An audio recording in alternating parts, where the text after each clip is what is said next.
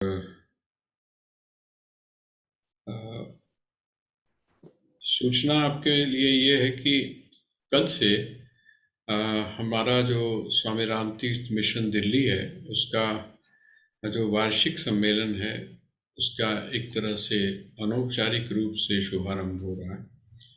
क्योंकि यहाँ पर रानी बाग में इस बार भी हम लोग सम्मेलन मना रहे हैं, तो वहाँ जो सत्संग है वो मंगलवार को होता है। तो मंगलवार से जोड़ते हुए अर्थात कल से मंगल, बुध, बृहस्पति और शुक्र, ये 4 दिन जो है वहाँ पर इस बार थोड़ा विषय को बदलते हुए हम लोगों ने श्री हनुमान जी जो हैं उनके जीवन वृत्त को पूरा लिया है। अर्थात हनुमान जी का जो जीवन चरित्र है उसको हम आधार बनाकर, और ये 4 बजे से लेकर 6 बजे तक, ये जो 4 दिन हैं इनमें 4 से लेकर 6 बजे तक जो है वो प्रवचन होगा।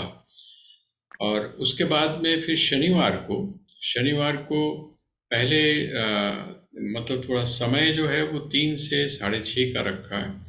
पहले शनिवार के दिन सुंदरकांड का पाठ होगा, और सुंदरकांड के पाठ के बाद में फिर जैसा स्वामी राम के ऊपर चर्चा होगी, और सुंदरकांड के माध्यम से हम स्वामी जी के प्रैक्टिकल वेदांत की हम चर्चा करें। और रविवार को प्रातः सुबह की सीटिंग है, तो सुबह की सीटिंग जो है उसमें वही 10 से लेके और 1 बजे तक विभिन्न जो महापुरुष हैं वो उसमें पधारेंगे।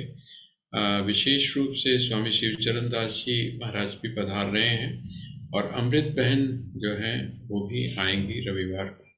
तो आप सभी से निवेदन है कि जो लोग भी आसपास में हैं वो लोग अवश्य पहुँचे। मतलब दिल्ली से जो लोग हैं, जो भी राम प्रेमी हमारे साथ मिशन के साथ जुड़े हुए हैं या स्वाध्याय के साथ जुड़े हैं, उनको हम जो है आमंत्रित करते हैं, आप लोग आइए। और क्योंकि ये पीछे कोरोना के बाद में ये हो रहा है, तो इसमें हम सभी की जो है उपस्थिति प्रार्थनीय भी है, और साथ में हमारा कर्तव्य भी बनता है कि हम इस अवसर पर पहुँचे।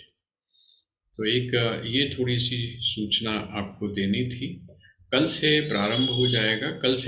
कल से जो समय है वो 4 से 6 का है। 4 दिन, मतलब मंगल, बुध, बृहस्पति और शुक्र, इसमें 4 दिन जो है ये 4 से लेकर 6 बजे तक का समय है। और उसके बाद में शनिवार जो है उसमें 3 से 6:30 बजे, और रविवार को जो है वो सुबह 10 बजे से लेकर 1 बजे तक होगा। तो आप सभी जो है वो उसमें सादर आमंत्रित हैं। ये आपको अब आइए हम श्रीमद् भगवत गीता की आगे की चर्चा करते हैं। तो मैं आपसे निवेदन कर रहा था कि ये जिन शब्दों का प्रयोग हम करते हैं, खास करके द्वंद्वात्मक जो शब्द हैं, ये कंपैरेटिवली होता है। इसमें आप ऐसा मत मानिए कि एक चीज़ कोई बड़ी निश्चित है, ऐसा नहीं है। बल्कि कंपैरिजन जो होता है, और वो कंपैरिजन मैं आपसे बता रहा था, उदाहरण आपको दे रहा था कि जिस समय आप देहरादून में, हम लोग पहाड़ के अंदर तो बहुत ज़्यादा इस शब्दावली का प्रयोग होता है। और वो शब्दावली कौन सी है? ऊपर और नीचे। जिस समय आप जैसे घंटाघर में अगर आप खड़े हुए हैं और आपने राजपुर जाना है, तो राजपुर जो है वहाँ जाने के लिए अगर आप पूछेंगे कहाँ जाना है, तो आप कहेंगे ऊपर जाना है। तो वो क्योंकि वो वहाँ से कहाँ से ऊपर पड़ता है, तो कहते हैं वो देहरादून में जो घंटाघर है उससे ऊपर पड़ता है। ऊपर जाना पड़ेगा आपको। लेकिन अगर आप आश्रम के अंदर हैं और आपको राजपुर जाना है, आपको अगर राजपुर जाना है, तो अगर आपसे पूछा जाए कि आप किधर कहाँ जा रहे हैं, तो आप किस शब्द का प्रयोग करेंगे? आप वहाँ पर ऊपर शब्द का आप प्रयोग नहीं करेंगे, वहाँ पर आप प्रयोग करेंगे हम नीचे जा रहे हैं। इसका मतलब जो है राजपुर जो है वो राजपुर न तो ऊपर है और न नीचे है। वो कहाँ से ऊपर है, तो कहते हैं जो देहरादून है, घंटाघर जो है वहां से ऊपर की तरफ है। और जिस समय आप राजपुर आश्रम के से उसका कंपैरिजन करते हैं तो वो नीचे की तरफ है। तो ये जो एक शब्दावली है, इस शब्दावली को ऊपर और नीचे, पुण्य और पाप, ये जिस समय आप प्रयोग करते हैं, तो इस बात का हमको खास करके जो हम लोग श्रीमद् भगवद गीता का स्वाध्याय कर रहे हैं या वेदांत का स्वाध्याय कर रहे हैं, हमको इस बात को बड़ा क्लियरली समझने की आवश्यकता है। तो यहाँ भगवान जो है वो क्या कह रहे हैं, कहते हैं कि आप कौन हैं, तो कहते हैं आप जो है आपका कंपैरिजन नहीं हो सकता है, आपकी तुलना नहीं हो सकती है। कहते हैं जब, क्योंकि आपकी तुलना इसलिए नहीं हो सकती क्योंकि आपके बराबर कोई नहीं। आपने जो पुराण है या बहुत सारे कथानक आपने इस प्रकार के पढ़े होंगे कि जब किसी भी भक्त ने तप किया और भगवान प्रसन्न हुए, जब भगवान प्रसन्न हुए तो उन्होंने कहा कि हमें क्या करें, आप क्या वर चाहिए। उसने कहा हम आपके जैसा पुत्र चाहते हैं। वह भगवान के सामने एक समस्या आकर खड़ी हो गई। वो समस्या ये खड़ी हो गई कि मेरे जैसा पुत्र कहां से आएगा, मेरे जैसा पुत्र कहां से आएगा, क्योंकि मैं तो अपने जैसा हूं। है एक हमारे यहाँ संस्कृत में एक कहावत है कि राम और रावण का जो युद्ध हुआ, राम रावणयोर युद्ध, राम रावणयोरिव। कहते हैं कि राम और रावण का जो युद्ध हुआ वो कैसा था, तो कहते हैं उसकी कोई तुलना नहीं की जा सकती, उसका कोई कंपैरिजन नहीं किया। तो अब भगवान के साथ में आप किसका कंपैरिजन करें, तो कहते हैं भगवान तो अतुलनीय है। और अतुलनीय क्यों है, कहते हैं अतुलनीय इसलिए हैं क्योंकि वो मूल कारण है। पितासी लोकस्य चराचरस्य।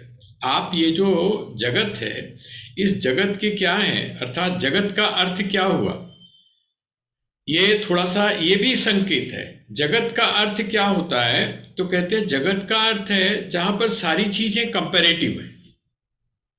ये जो संसार है, इस संसार में जितनी भी चीजें हैं वो क्या है, कंपैरेटिव है। जब तक आप जगत को देख रहे हैं, जब तक आप संसार को देख रहे हैं या संसार की शब्दावली का जब तक आप प्रयोग कर रहे हैं, तब तक सारी की सारी चीजें क्या हैं, तो कहते हैं कंपैरेटिव है। सुख का शब्द का आप प्रयोग कर रहे हैं तो आप कहते हैं सुख जो है वो भी कंपैरेटिव है, क्योंकि अगर सुख कंपैरेटिव ना होता तो आप उससे आगे की सुख की कामना क्यों करते। अगर सुख जो है वो एक निश्चित होता तो बस आपको सुख मिल गया, फिर आगे सुख की कामना करने की क्या आवश्यकता है। और दुख अगर कंपैरेटिव ना होता तो आप क्या बोलते हैं, कहते भाई अगर आपके जीवन में दुख है तो आप एक काम करो, आप किसी हॉस्पिटल में चले जाओ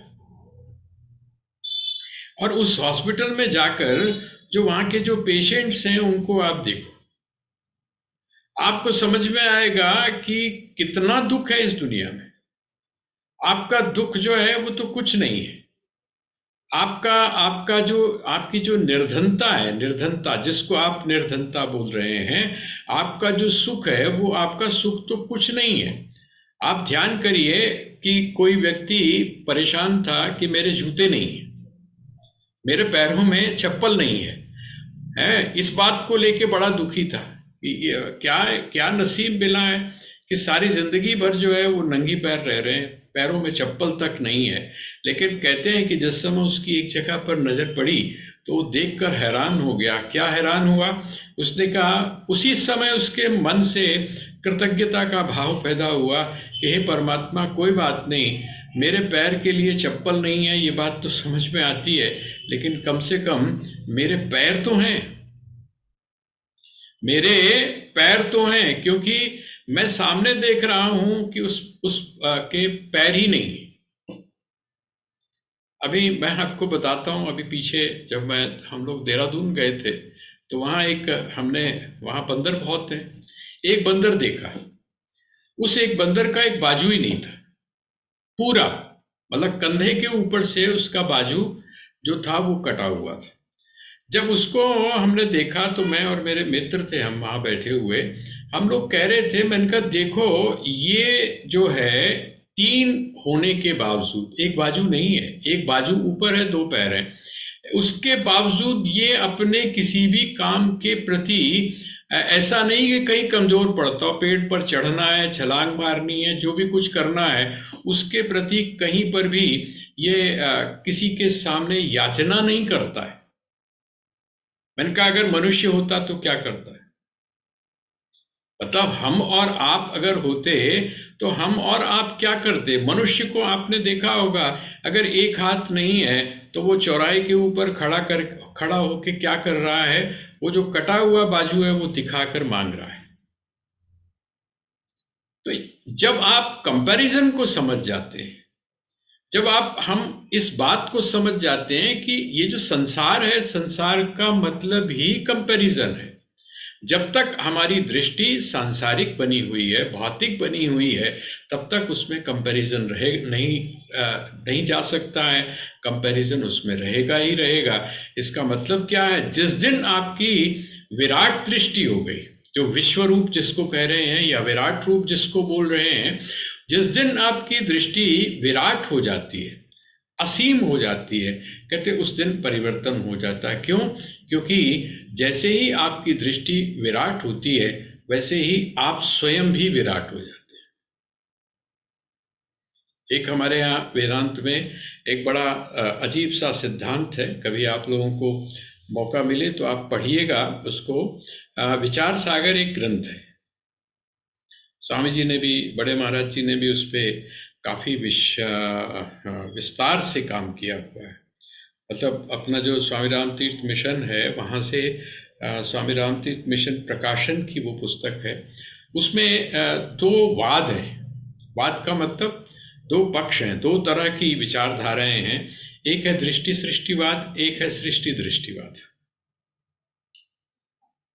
तो ये जो है इसमें क्या बताया, कहते हैं कि जैसे आपका अंतर बनता है, जैसे आपके आंतरिक विकास होता है, वैसे ही उसका एक्सप्रेशन बाहर की तरफ होना शुरू हो जाता है। जैसे आपकी दृष्टि होती है, वैसे ही आपकी सृष्टि होती है। और कुछ लोगों का मानना है कि नहीं, जैसी सृष्टि होती है वैसी ही आपकी दृष्टि होती है। कुछ वातावरण को महत्व देते हैं, बाहर का जो वातावरण है उसको महत्व देते हैं, और कुछ लोग महत्व देते हैं अंदर का, अर्थात आपका जो ऑर्गेनिज्म है, आपका जो व्यक्तित्व है, आपका जो बीइंग है, उसके ऊपर लोग जोर देते हैं। तो यहाँ पर यही बात वो कह रहे हैं, पितासि लोकस्य चराचरस्य। आप ये जो चराचर जगत है, इसके आप कौन है? पिता है। अब जिस समय पिता शब्द का प्रयोग किया तो मुझे ध्यान है कि पिछली बार जब हम इसके ऊपर विचार कर रहे थे तो पिता शब्द के प्रयोग के साथ में दूसरा शब्द भी आप साथ में जोड़ लीजिएगा। पिता है, इसका अर्थ क्या है? पिता है का अर्थ है आप कारण हैं। वहां पर क्या है? आप कारण हैं। और जिस समय आप इस पिता को शब्द का प्रयोग पिता के अर्थ में करते हैं, तो पिता के अर्थ में करने का के साथ में क्या हो जाता है? आप कौन हैं? तो कहते हैं पितासी लोकस्य चराचरस्य। अब यहाँ पर आप जोड़ लीजिए, माता शब्द को भी आप जोड़ लीजिए। तो माता और पिता हैं आप। ये जो चराचर जगत है, इसके कौन हैं आप? माता और पिता हैं। माता और पिता को भी जिस समय और आप एनालाइज करते हैं, तो माता और पिता का अर्थ है आप इस जगत के प्रति अभिन्न निमित्तोपादान कारण है। ये थोड़ी सी जो टर्मिनोलॉजी है थोड़ी मुश्किल लग रही होगी, लेकिन अभिन्न शब्द को आप अलग कर दीजिए। अभिन्न, न भिन्न, अभिन्न, है ना? भिन्न का अर्थ होता है अलग अलग, और अभिन्न का अर्थ होता है अलग अलग नहीं, एक ही। अभिन्न है निमित्त और उपादान कारण। आप कैसे कारण हैं? तो आप निमित्त कारण भी हैं और उपादान कारण भी हैं। निमित्त कारण का अर्थ क्या है? निमित्त कारण का अर्थ है आप पिता हैं। निमित्त कारण का अर्थ है आप पिता हैं। जैसे कुम्हार होता है ना? या जैसे जो आभूषण बनाने वाला है, सुनार जो है, जैसे वो होता है, उसी तरह से आप हैं, अर्थात आप पिता हैं। आप बनाते हैं और एक तरफ हो जाते हैं, और एक तरफ आप क्या है, आप माता भी हैं। माता होने का अर्थ क्या है? उपादान कारण। आप इसको अगर कहीं नोट कर लेंगे ना अपने पास, तो ये आपको आगे जाकर काम आएगा। अभिन्न, निमित्त, उपादान, कारण। अभिन्न का अर्थ होता है न भिन्ना अभिन्ना, अर्थात भिन्न नहीं है, दोनों है उसमें। कौन कौन? तो कहते हैं एक तो निमित्त कारण। निमित्त कारण कौन हुआ? तो आप लिख लीजिए, निमित्त कारण के आगे एक एग्जाम्पल के तौर पर, याद करने के तौर पर आप ऐसा लिख लीजिए। निमित्त कारण कौन है? तो कहते हैं कुम्हार। जो घड़ा है, उस घड़े के प्रति जो निमित्त कारण है वो कौन है? कुम्हार। और उपादान कारण कौन है? तो कहते हैं उपादान कारण है मिट्टी। मिट्टी। आप इस जगत के प्रति पिता के रूप में हैं, अर्थात आप बीज रूप हैं। तो आप कौन हैं? तो कहते हैं बीज रूप होने के कारण आप इस जगत के पिता हैं। और क्योंकि ये जगत आपने अपने से ही बनाया है। इस टर्म को मैं इसलिए कह रहा हूं क्योंकि जिस समय आप वेदांत के ग्रंथों को पढ़ेंगे तो ये जो शब्द है ये बार बार आएगा। उपादान कारण का अर्थ क्या है? जिस तरह माँ जो है वो अपने शरीर के रक्त से, अपने शरीर के मांस से, मज्जा से बच्चे का निर्माण करती है ना, और उसको पूरी, जिसको हम बोलते हैं प्राण भी देती है, जो खाती है वो उस तक पहुंचता है। कहते इसी प्रकार से ये क्या है? उपादान कारण है। बच्चा जो है वो माँ का ही एक निर्मित रूप है। माँ में और बच्चे में एक समय तक किसी भी प्रकार का कोई अंतर नहीं रहता, इसीलिए उसको क्या कहा? उपादान कारण कहा। तो कहते हैं पितासी लोकस्य चराचरस्य। ये जो चराचर जगत है, जड़ और चेतनमय ये जो जगत है, इसके आप कौन हैं? तो कहते हैं आप पिता हैं। पितासी लोकस्य चराचरस्य त्वमस्य पूज्यश्च गुरुर्गरीयान। ठीक है, इसलिए आप क्या हैं?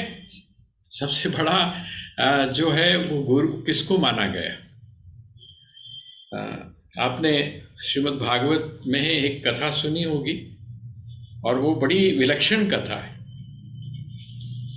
आमतौर पे जो भक्त हैं वो भक्त और भगवान की बात तो हम लोग कर लेते हैं, लेकिन जो बड़ी प्रैक्टिकल चीज़ है, जहाँ से ये जो भक्ति है या निष्ठा जो है इसकी शुरुआत होती है, जहाँ से इसकी एक तरह से नींव है, वो नींव कौन सी है? तो वो आपने कथा सुनी होगी कि भगवान जो है वो अपने किसी भक्त के ऊपर प्रसन्न हुए, और जब प्रसन्न हुए तो गए वहां पर, भगवान गए उसके घर पर, और उन्होंने बाहर से खटखटाया, दरवाजा बंद था। खटखटाया, और खटखटाने पर उसने पूछा कि कौन है आप? उसने कहा भाई तू हमेशा जिसको याद करता है, जिसका स्मरण करता है, जिसकी पूजा करता है, जिसकी उपासना करता है, जिसकी आराधना करता है, मैं वो हूं, मैं आया हूं तुझे दर्शन देने के लिए। तू बार बार कहता है दर्शन दो। तो उन्होंने कहा कि ऐसा है, थोड़ी देर इंतजार करो बाहर, थोड़ी देर बाहर इंतजार करो। उन्होंने कहा कोई बात नहीं, बाहर इंतजार कर लेते हैं। भक्त जो है, भक्त के पल्ले इस समय कौन पड़ गया? भगवान। आमतौर पे दिक्कत होती है, कभी कभी भगवान बहुत तंग कर देते हैं भक्त को, लेकिन यहाँ पर उल्टा मामला है। यहाँ पर उल्टा मामला यह है कि भगवान दर्शन देने के लिए आए हैं, और भक्त कह रहा है कि नहीं, अभी आप थोड़ी देर बाहर इंतजार करो। थोड़ी देर के बाद में फिर उसने खटखटाया। उसने कहा भाई मैं बड़ी देर हो गई खड़ा हूँ, आजा तू बाहर दर्शन कर ले। उसने कहा नहीं, अभी मेरे पास समय नहीं है, बिजी हूँ। आपके फोन के ऊपर भी कभी कभी टोन आती है ना कि मैं बहुत बिजी है, तो उसने भी अंदर से कहा कि मैं बहुत बिजी हूँ। जब तीसरी बार भी कहा तो उसने कहा कि भाई बात यह है, तू थक गया होगा, माना है, तो तू एक काम कर, ईंट, ईंट थी ईंट, ईंट जो है वो उन्होंने बाहर रख दी। उसने कहा ऐसा है, तू थक गया होगा, इसके ऊपर बैठ जा, और मैं जैसे ही फ्री होता हूं मैं आता हूं। तो भगवान जो है उनकी बड़ी सुंदर, आप कभी इसमें ढूंढ कर देखिएगा, और जो लोग महाराष्ट्र गए होंगे वो इस बात को जानते हैं। उसका नाम है विठल। विठोबा जो है, विठोबा बोलते हैं ईंट को, है ना। तो वो जो ईंट के ऊपर घुटनों के बल जो बैठे हुए हैं, मतलब पैर उकड़ू करके जो बैठे हुए हैं, वो भगवान का एक चित्र है। तो भगवान ने कहा चलो कोई बात नहीं, मैं थोड़ी देर बैठ जाता हूँ। बैठने के लिए जगह मिल गई है तो बैठ गए। समय हुआ, दरवाजा खुला, उसने कहा हाँ अब बताइए। मैं आ गया। तो उसने कहा तू ये बता, तू अंदर कर क्या रहा था इतनी देर से, जो व्यस्त था तू, तो तू कर क्या रहा था? उसने कहा कर ये रहा था कि मैं अपने माता पिता की सेवा में लगा हुआ था। उनको स्नान करवाना, उनको वस्त्र पहनाना, ये सारा काम कर रहा था। तो ये जो चीज है, अब ये मैसेज, ये जो संदेश है, ये पहुंचना चाहिए हम लोगों तक, खास करके जो लोग भी भक्त हैं। इसका मतलब आपके लिए जो सर्वश्रेष्ठ है वो कौन है? तो कहते हैं सर्वश्रेष्ठ है आपका गुरु। और वो गुरु भी कौन सा? सबसे पहला गुरु किसको माना गया? सबसे पहला गुरु माना गया माता को, माँ को। तो जो व्यक्ति अपने माँ का सम्मान नहीं कर सकता है, भगवान का सम्मान क्या करेगा? जो अपने माता पिता का या अपने घर के बड़ों का सम्मान नहीं कर सकता है, ऐसा व्यक्ति भगवान के प्रति यदि आस्था रखता है तो कहते हैं कि नहीं, वो ऊपर ऊपर से। तो यहाँ इसीलिए वो कहते हैं कि पितासि लोकस्य चराचरस्य त्वमस्य पूज्यस्य गुरुर्गरीय। आप कौन हैं? तो कहते हैं आप गुरु हैं। और गुरु होने के कारण, गुरु होने के कारण, क्योंकि माता पिता जो है वो कौन है? गुरु है। माता पिता जो है वो कौन है? गुरु क्यों है? क्योंकि वो आपके अंधकार को समाप्त करता है, आपको संस्कारित करता है। हमारे यहाँ नीति शास्त्र में एक बड़ा सुंदर एक श्लोक है, उपाध्यायान दशाचार्य आचार्याणाम शतम पिता सहस्त्रम तु पितृन माता गौरवे नातिरिच्यते। कंपेरिटिव, एक जैसे होता है ना कि इससे ये इतना गुना है ना। तो वहां पर कहते हैं उपाध्यायान दशाचार्य। उपाध्याय अर्थात आपका जो विप्र के रूप में जो संस्कार करता है, क्योंकि वो तो क्या करता है? कर्मकांड करता है। और कर्मकांड करने के बाद में आपका नामकरण आदि ये समस्त कर्मों को करता है। उपाध्यायन दशाचार्य, उससे 10 गुना जो महत्व है वो किसका है? तो कहते हैं आचार्य का है। आचार्य कौन? कहते हैं आचार्य वो है जो आपको दीक्षा देता है, पहली दीक्षा देता है। जैसे गायत्री मंत्र की जो आपको दीक्षा देता है, जो यज्ञोपवीत संस्कार करवाकर आपको इस योग्य बनाता है कि आप यज्ञ के अधिकारी बन सकें, ऐसा जो आचार्य है वो उपाध्यायान दशाचार्य, 10 गुना आचार्य का महत्व है। और आचार्याणाम शतम पिता, और वो जो आचार्य है उससे 100 गुना महत्व किसका है? तो कहते हैं पिता का है। 100 गुना महत्व उससे पिता का है। क्यों? क्योंकि पिता का संबंध अपनी संतान के साथ में कब से है? एक तो हम ये मानकर चलें कि पैदा होते ही संबंध है, एक एक बाहरी दृष्टि से। लेकिन अगर हम और भी गहराई में जाकर देखें तो हमारे यहाँ एक बात कही गई है, आत्मा वही जायते पुत्र। आत्मा वही जायते पुत्र। कहते हैं जो पिता है, पिता किस रूप में जन्म लेता है? अपनी जो पत्नी है, धर्म पत्नी है, उसकी कोख से किस रूप में जन्म लेता है? तो कहते हैं पुत्र के रूप में जन्म लेता है ना। यही का हमारे यहाँ, जिस समय आप बहुत गहरे में जाएंगे तो बड़ा गहरा चिंतन है वहां पर कि आत्मा वही जायते पुत्र। इसका मतलब क्या हुआ कि वो जो पिता है वो पिता उन आचार्य से कई गुना महत्व का है। और उसके बाद में आचार्य से क्या है? तो कहते हैं सहस्त्रम तु पितृन माता। उससे 1000 गुना जो महत्व है वो किसका है? पिता से 1000 गुना महत्व माता का है। क्यों माता का है? क्योंकि जैसा आपको अभी मैंने बताया कि कुम्हार जो है, कुम्हार की भूमिका मात्र बीज की तरह है। उसने बीज का आरोपण किया और उसके बाद में एक तरफ हो गया, लेकिन उस बीज को अपने भीतर आत्मसात करके और उसकी सारी संभावनाओं को प्रकट करना, उस बीज को अंकुर अंकुर के रूप में से आगे फिर पौधा, पौधे के रूप में वृक्ष और उसका फिर पूर्ण विकास, ये कौन करता है, किसके माध्यम से होता है? तो कहते हैं ये माता के माध्यम से होता है। इसीलिए हमारे यहाँ सबसे पहला जो गुरु है वो किसको माना गया? तो वो कहते हैं कि वो सबसे पहला गुरु हमारी माता है। ये तो इसका एक नैतिक, जिसको हम मॉरल के हिसाब से, लेकिन अब यदि हम इसको विराट रूप के साथ जोड़ कर देखें तो हम ये कहते हैं कि हे प्रभु, हे प्रभु, हे परमात्मा, आप कौन हैं? कहते हैं आप ही तो सब रूप में अभिव्यक्त हो रहे हैं।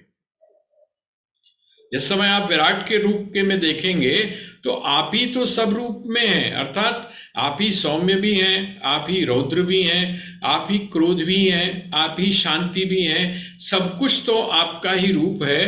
तो गुरुर गरीयान न तत्समोस्तभ्यधिक कुतोन्य, कहते आपके बराबर भी कोई नहीं है,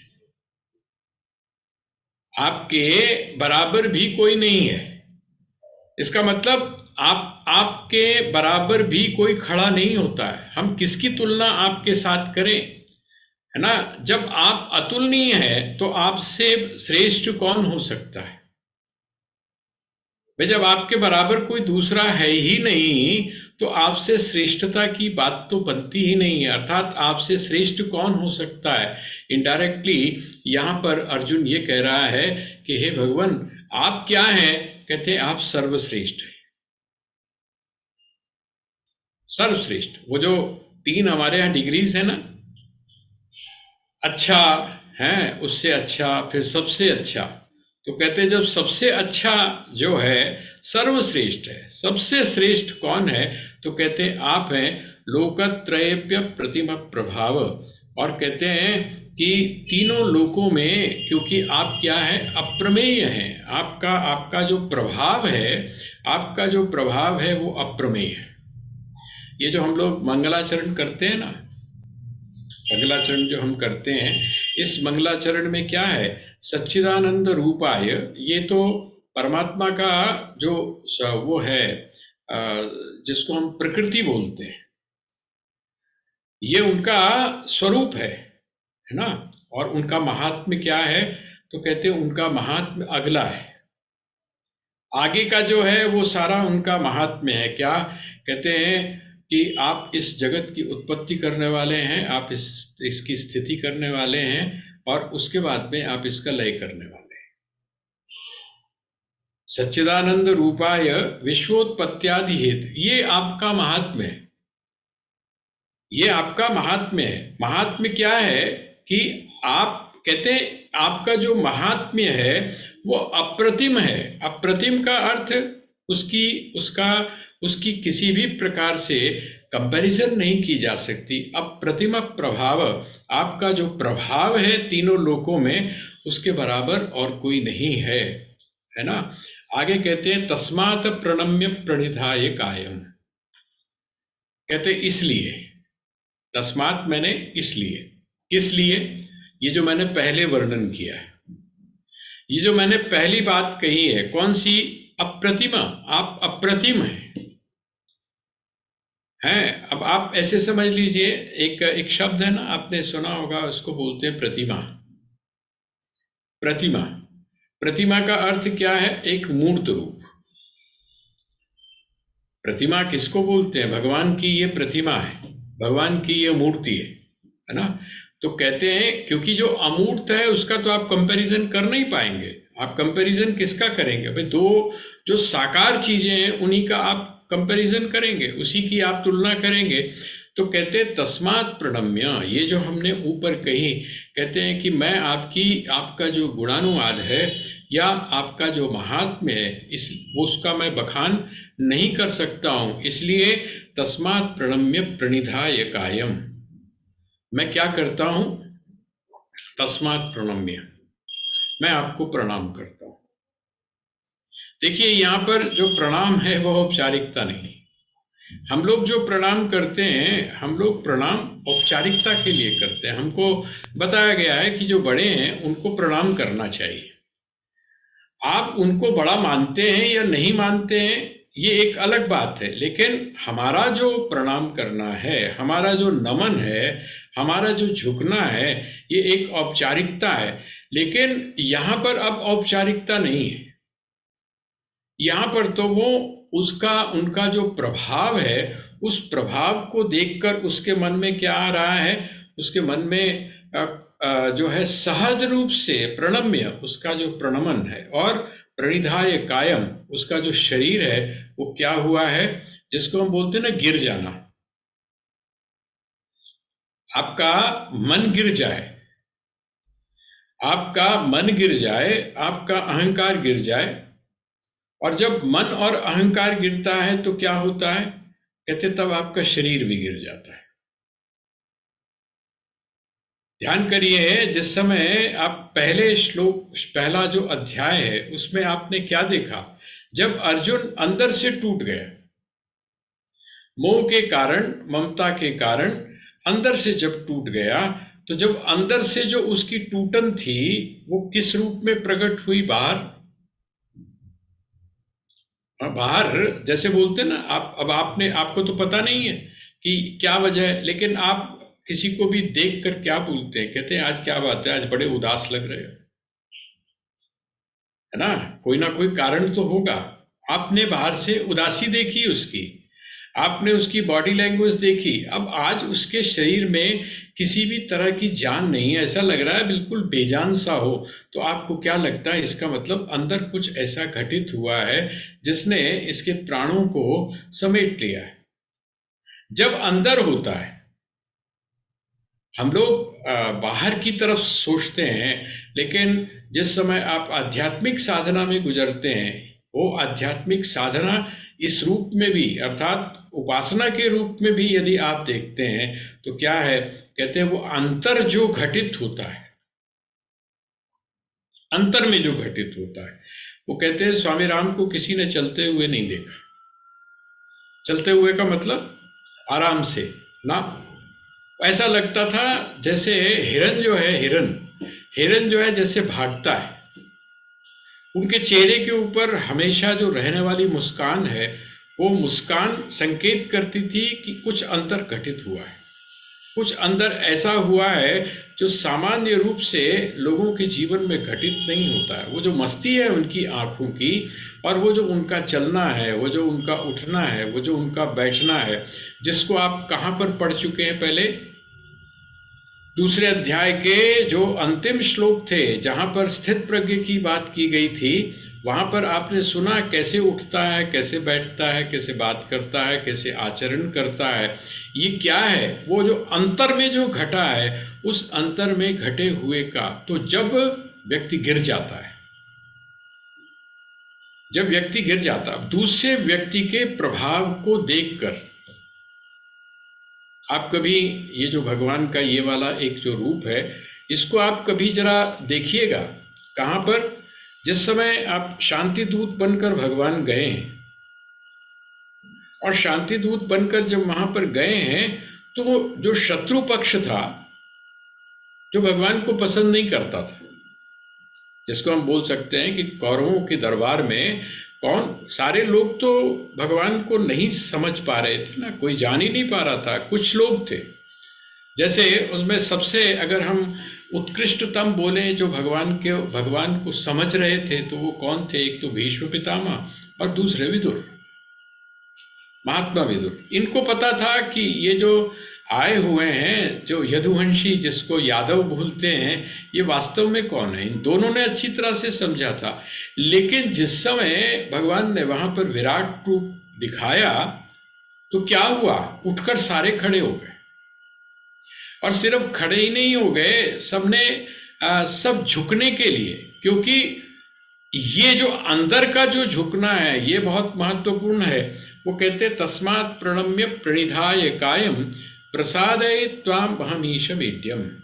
कहते हैं कि मैं क्या कर रहा हूं, प्रसादय, प्रसाद का अर्थ क्या होता है ना, प्रसाद शब्द जो है ये बड़ा अपने भीतर बहुत गहराई को चीज लेके बैठा है। और श्रीमद् भगवत गीता जिस समय आप पढ़ते हैं तो आपको प्रसाद शब्द का अर्थ जो है वो भगवान ने बड़ा स्पष्ट रूप से बताया है। एक तो अब आजकल थोड़ा सा लोग बदल गए हैं। अब तो प्रसाद में क्या होता है, हमें जो चीज अच्छी लगती है हम लोग ले आते हैं, है ना। नमकीन चीजें भी अब तो आनी शुरू हो गई हैं, समोसे भी, और वो जो तरह तरह की चीजें आ जाती हैं। लेकिन आपको ध्यान होगा कि पुराने जमाने में प्रसाद क्या होता था। प्रसाद का अर्थ होता था मीठा। प्रसाद का अर्थ होता था मीठा। और मुझे अभी तक याद है कि जिस समय आप दूज का चंद्रमा जब देखते थे तो माता जी के पास में या दादी के पास में अगर और कुछ नहीं होता था तो वो क्या करती थी, रसोई में जाती थी और वहां से चीनी या गुड़ निकाल कर ले आती थी कटोरी में। तो वो वही चार चार दाने जो हैं या मिश्री के दाने उन्होंने दे देने, वही प्रसाद था। ये प्रसाद का अर्थ क्या है? अगर आपसे कोई पूछे, क्योंकि अब तो हम लोग श्रीमद् भगवत गीता का स्वाध्याय कर रहे हैं ना, तो कहते हैं कि प्रसाद, हमसे अगर कोई पूछे कि प्रसाद शब्द का अर्थ क्या है, भाई आप हमारे लिए कुछ प्रसाद लेके आए हो हैं। वहां से जिस समय आप जाते हो वृंदावन तो वहां से आप प्रसाद लेके आते हो। किस चीज का प्रसाद लेके आते हो? पेड़ों का प्रसाद लेके आते हो, है ना। पेड़े भी क्या होते हैं, मीठे होते हैं। तो कहते हैं वो जो आप प्रसाद लेके आते हो आपसे, अब प्रसाद का अर्थ क्या है? प्रसाद के बारे में भगवान ने उसकी एक परिभाषा दी। प्रसादे सर्व दुखानाम हानिरस्योपजायते, प्रसन्न चेतसो याचु बुद्धि पर्यवतिष्ठते। कहते प्रसन्नता जो है यही प्रसाद है। प्रसाद का अर्थ क्या है? प्रसाद का अर्थ है प्रसन्नता।